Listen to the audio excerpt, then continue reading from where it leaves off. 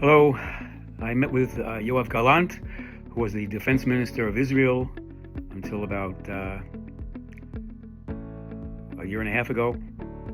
He was originally hired by Netanyahu, Prime Minister of Israel, to be defense minister. But then he disagreed with Netanyahu about the judicial reform, and the judicial reform was only proposed to stop the arrest and trial of Netanyahu.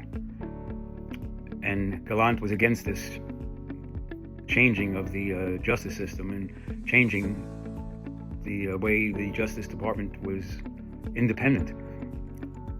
And then he disagreed with Netanyahu about going into Gaza instead of making the hostages the main priority.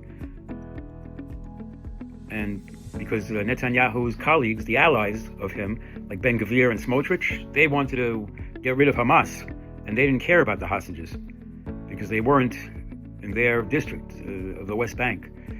It was mostly the Friday night party at Nova, where they weren't religious at all, but they were Jewish.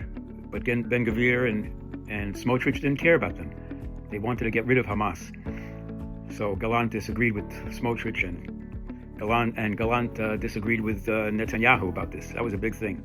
But the third thing, and the last straw, that made Netanyahu dismiss Gallant as defense minister was when Gallant proposed they should draft the religious yeshiva students because they needed more soldiers, the IDF.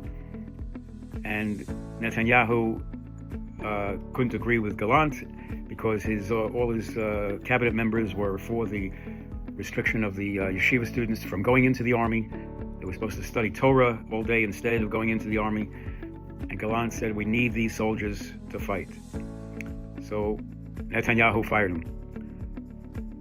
And now that we got all the hostages back, it's a great thing. But some of the hostages are saying that every time Gvir spoke about killing Hamas, the Hamas terrorists beat the hostages. And the hostages blame Gvir for instigating these terrorists of Hamas to beat them even more. Well, hopefully there's peace in Israel and peace in the Middle East.